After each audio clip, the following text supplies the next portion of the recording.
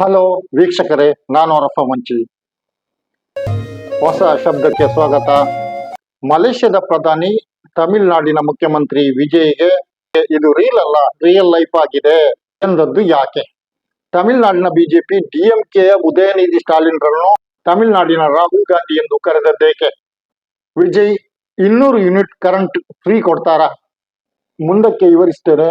ಅದಕ್ಕಿಂತ ಮೊದಲು ನಿಮ್ಮಲ್ಲೊಂದು ವಿನಂತಿ ಇದೆ. ಚಾನಲ್ ಅನ್ನು ಸಬ್ಸ್ಕ್ರೈಬ್ ಆಗಿ, ಶೇರ್ ಮಾಡಿ, ಇಷ್ಟವಾದರೆ ಲೈಕ್ ಕೊಡಿ. ಸಿ ಜೋಸೆಫ್ ವಿಜಯ್ ತಮಿಳುನಾಡಿನಲ್ಲಿ ಮುಖ್ಯಮಂತ್ರಿಯಾಗಿ ಅಧಿಕಾರ ಸ್ವೀಕರಿಸಿದ್ದು ರಾಷ್ಟ್ರಾದ್ಯಂತ ಸುದ್ದಿ ಆಗ್ತಾ ಇದೆ. ಈಗ ಈ ಸುದ್ದಿ ಬರೇ ಭಾರತಕ್ಕೆ ಸೀಮಿತವಾಗಿಲ್ಲ, ವಿದೇಶದಲ್ಲಿಯೂ ಸದ್ದು ಮಾಡುತ್ತಾ ಇದೆ. ಮಲೇಷ್ಯಾದ ಪ್ರಧಾನಿ ಅನ್ವರ್ ಇಬ್ರಾಹಿಂ ಅವರು ಕೂಡ ವಿಜಯ್ ಕುರಿತು ಮಾತಾಡಿದ್ದಾರೆ. ವಿಜಯ್ ಅವರೊಂದಿಗೆ ಮಿತ್ರತ್ವವನ್ನು ಹೇಳುತ್ತಾ ಬುದ್ಧಿವಾದವನ್ನು ಕೂಡ ಹೇಳಿದ್ದಾರೆ.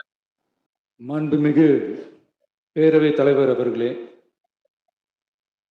ಅವರು ಮಲೇಷ್ಯಾದಿಂದ ವಿಶ್ ಮಾಡಿದ್ದು ಇದು ಸಿನಿಮಾ ಜೀವನ ಅಲ್ಲ, ರಿಯಲ್ ಲೈಫ್ ಅಲ್ಲ, ರಿಯಲ್ ಲೈಫ್ ಆಗಿದೆ ಎಂದು ಅವರು ಮಲೇಷ್ಯಾದಿಂದ ವಿಶ್ ಮಾಡಿದ್ದಾರೆ. ವಿಜಯ್ ಅವರ ಸರ್ಕಾರ ಎಂಬ ಜನಪ್ರಿಯ ಸಿನಿಮಾದ ಒಂದು ಸೀನ್ ಅನ್ನು ಉಲ್ಲೇಖಿಸಿ ಅವರು "ಓರು ವಿರಲ್ ಪುರಡ್ಚಿ" ಎಂಬ ಹಾಡನ್ನು, ಅಂದರೆ ಒನ್ ಫಿಂಗರ್ ರೆವಲ್ಯೂಷನ್ ಎಂಬ ಹಾಡನ್ನು ಅವರು ಉಲ್ಲೇಖಿಸಿದ್ದಾರೆ. ವಿಜಯ್ ಅಂತೂ ಜನಪ್ರಿಯ ನಟನಾಗಿದ್ದವರು ಈಗ ಮುಖ್ಯಮಂತ್ರಿಯಾಗಿದ್ದಾರೆ. ತಮಿಳು ಮತದಾರ ಅವರನ್ನು ಗೆಲ್ಲಿಸಿದ್ದಾರೆ. ಅವರ ಈ ಹೊಸ ರಾಜಕೀಯ ಜೀವನದ ಕುರಿತಂತೆ ಮಲೇಷ್ಯಾದ ಪ್ರಧಾನಿ ಅಭಿನಂದಿಸಿದ್ದು ಈ ರೀತಿಯಾಗಿತ್ತು. ವಿಜಯ್ ಅವರು ಕೂಡ ತನ್ನ ಸಿನಿಮಾದ ಸ್ಟೈಲ್ ಅನ್ನೇ ರಾಜಕೀಯದಲ್ಲೂ ತೋರಿಸ್ತಾರ ನೋಡಬೇಕು. ಪ್ರಮಾಣ ವಚನ ಸಮಾರಂಭದಲ್ಲಿ ಸಿನಿಮಾ ಶೈಲಿಯಲ್ಲೇ ಹೊಸ ಯುಗ ಆರಂಭವಾಗಿದೆ ಎಂದು ಘೋಷಿಸಿದ್ದಾರೆ. ಸೌಹಾರ್ದ, ಜಾತ್ಯತೀತತೆ, ಸಾಮಾಜಿಕ ನ್ಯಾಯದ ಯುಗ ಈಗ ಆರಂಭವಾಗಿದೆ ಎಂದು ಹೇಳಿದ್ರು. ತಮಿಳು ಜನರಿಗೆ 200 ಯೂನಿಟ್ ಕರೆಂಟ್ ಫ್ರೀ, ಮಹಿಳಾ ಸುರಕ್ಷಾ ದಳ, ಆಂಟಿ ಡ್ರಗ್ಸ್ ಸ್ಕ್ವಾಡ್ ಇವುಗಳ ರಚನೆಯ ಕುರಿತು ಅವರು ಹೇಳಿದ್ದು ಮಾತ್ರ ಥೇಟ್ ಸಿನಿಮಾದ ಶೈಲಿಯಲ್ಲೇ ಆಗಿತ್ತು. ಅವರ ಮಾತುಗಳಲ್ಲಿ ಹೀರೋಗಿರಿಯ ಒಳಪಿತ್ತು. ಆದ್ದರಿಂದ ಬಹುಶಃ ಮಲೇಷ್ಯಾದ ಪ್ರಧಾನಿ ಇಂಥ ಸಿನಿಮಾದ ಶೈಲಿ ಡೈಲಾಗುಗಳು ಇನ್ನು ಸಲ್ಲದು, ನಿಮ್ಮ ಮುಂದಿರುವುದು ರಿಯಲ್ ಅಲ್ಲ ಎಂದು ನೆನಪಿಸಿದ್ದು ಆಗಿರಬಹುದು. ವಿಜಯ್ ಅವರ ಘೋಷಣೆಗಳ ಬಗ್ಗೆ ನಿರ್ಗಮನ ಮುಖ್ಯಮಂತ್ರಿ ಎಂ.ಕೆ. ಸ್ಟಾಲಿನ್ ಅವರು ಸಂದೇಹವನ್ನು ವ್ಯಕ್ತಪಡಿಸಿದ್ದಿದೆ. ಚುನಾವಣಾ ಪ್ರಚಾರದಲ್ಲಿ ವಿಜಯ್ ಮಹಿಳೆಯರಿಗೆ 2,000 ರೂಪಾಯಿ ಕೊಡುವ ಮಾತು ಹೇಳಿದ್ದನ್ನು ಉಲ್ಲೇಖಿಸಿದ ಸ್ಟಾಲಿನ್, ಅಷ್ಟೆಲ್ಲ ಕೊಡುವುದು ಕಷ್ಟ ಆಗಬಹುದು, ಡಿಎಂಕೆ ಸರ್ಕಾರ ಕೊಡ್ತಿದ್ದ 1,000 ರೂಪಾಯಿಯನ್ನಾದ್ರೂ ಮುಂದುವರಿಸಲಿ ಎಂದು ಹೇಳಿದ್ರು. ಇವತ್ತು ತಮಿಳುನಾಡು ವಿಧಾನಸಭೆಯ ಪ್ರತಿಪಕ್ಷ ನಾಯಕನಾಗಿ ಹೊಣೆಹೊರಿಸಿಕೊಂಡ ಉದಯನಿಧಿ ಸ್ಟಾಲಿನ್ ತನ್ನ ಚೊಚ್ಚಲ ಭಾಷಣದಲ್ಲಿ ವಿಜಯ್, ಸ್ಪೀಕರ್ ದಿವಾಕರ್ ಮತ್ತು ನಾವು ಒಂದೇ ಕಾಲೇಜಿನಲ್ಲಿ ಓದಿದವರು, ನಮ್ಮ ಸೌಹಾರ್ದವನ್ನು ನವೀಕರಿಸುತ್ತೇವೆ, ಆದರೆ ತಮಿಳು ಪರಂಪರೆಯಲ್ಲಿ ಯಾವ ರಾಜಿಯನ್ನು ಮಾಡಿಕೊಳ್ಳುವುದಿಲ್ಲ ಎಂದು ಹೇಳಿದ್ದಾರೆ. ನಾವೇ ರಾಜಕೀಯದಲ್ಲಿ ಸೀನಿಯರ್, ಅಂದ್ರೆ ಡಿಎಂಕೆ ಸೀನಿಯರ್. ವಿಜಯ್ಗೆ ಸಿನಿಮಾದಿಂದ ರಾಜಕೀಯಕ್ಕೆ ಬಂದು ಈಗ ಮುಖ್ಯಮಂತ್ರಿಯಾಗಿರುವ ವಿಜಯ್ಗೆ ಚುಚ್ಚಿದ್ದಾರೆ. ವಿಜಯ್ ಅಂತೂ ಸೌಹಾರ್ದವನ್ನು ಸ್ಥಾಪಿಸಿದ್ರು. ಮುಖ್ಯಮಂತ್ರಿಯಾಗಿ ಪ್ರಮಾಣ ವಚನ ಸ್ವೀಕರಿಸಿದ ನಂತರ ಡಿಎಂಕೆ ಅಧ್ಯಕ್ಷ ಸ್ಟಾಲಿನ್ ಅವರ ಮನೆಗೆ ಭೇಟಿ ನೀಡಿದ್ದಾರೆ. ಸ್ವತಃ ಸ್ಟಾಲಿನ್ ಮತ್ತು ಉದಯನಿಧಿ ಸ್ಟಾಲಿನ್ ಬಾಗಿಲುವರೆಗೆ ಬಂದು ವಿಜಯ್ ಅವರನ್ನು ಕೈ ಹಿಡಿದು ಮನೆಯೊಳಗೆ ಕರ್ಕೊಂಡು ಹೋಗಿದ್ದಾರೆ. ಪರಸ್ಪರ ಶಾಲು ಓದಿಸಿಕೊಂಡಿದ್ದಾರೆ. ಸ್ಟಾಲಿನ್ ವಿಜಯ್ ಮರಳುವಾಗ ಪುಸ್ತಕವೊಂದನ್ನು ಉಡುಗೊರೆಯಾಗಿ ನೀಡಿದ್ದಾರೆ.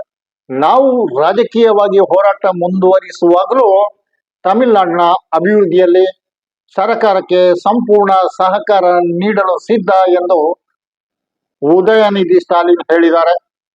ತಮಿಳುನಾಡಿನಲ್ಲಿ ವಿಜಯ್ ಅವರ ಬಿರುಗಾಳಿ ಎಷ್ಟು ರಭಸದಿಂದ ಬೀಸಿದೆ ನೋಡಿ.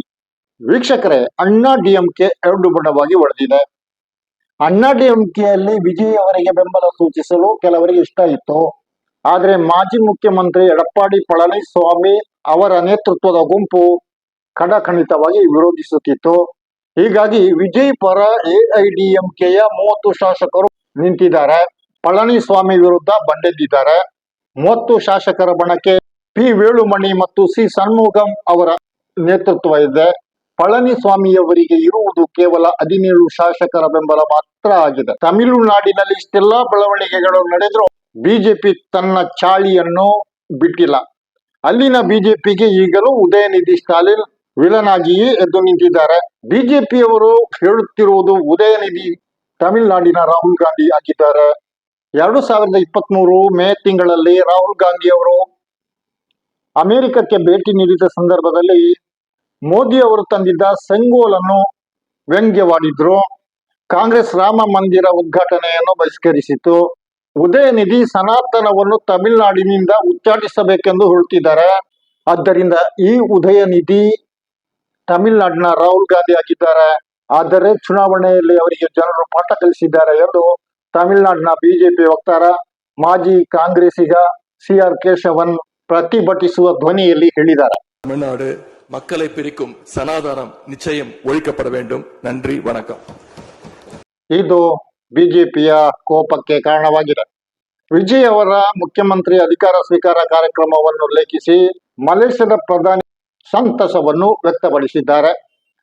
ತಲೆಮಾರುಗಳಿಂದ ಮಲೇಷ್ಯಾ ಮತ್ತು ತಮಿಳುನಾಡುಗಳ ನಡುವೆ ಸಾಂಸ್ಕೃತಿಕ ಮತ್ತು ಭಾವನಾತ್ಮಕ ಸಂಬಂಧ ಇದೆ. ಅದನ್ನು ಇನ್ನಷ್ಟು ಗಟ್ಟಿಗೊಳಿಸಲು ಮುಖ್ಯಮಂತ್ರಿ ವಿಜಯ್ ಜೊತೆ ಸೇರಿ ಕೆಲಸ ಮಾಡಲು ನಾನು ಇಚ್ಛಿಸುತ್ತೇನೆ ಎಂದು ಇಬ್ರಾಹಿಂ ಹೇಳಿದ್ದಾರೆ. ವೀಕ್ಷಕರೇ, ಈ ಹೊತ್ತಿನ ಚರ್ಚೆ ಇಷ್ಟೇ. ಇನ್ನೊಂದು ಕಾರ್ಯಕ್ರಮದೊಂದಿಗೆ ಇನ್ನೊಮ್ಮೆ ನಿಮ್ಮನ್ನು ಭೇಟಿಯಾಗುತ್ತೇನೆ. ಸಬ್ಸ್ಕ್ರೈಬ್ ಆಗಿ, ಶೇರ್ ಮಾಡಿ, ಕಮೆಂಟ್ ಮಾಡಿ. ನಾನು ರಫಾ ಮಂಚಿ. ಜೈ ಹಿಂದ್.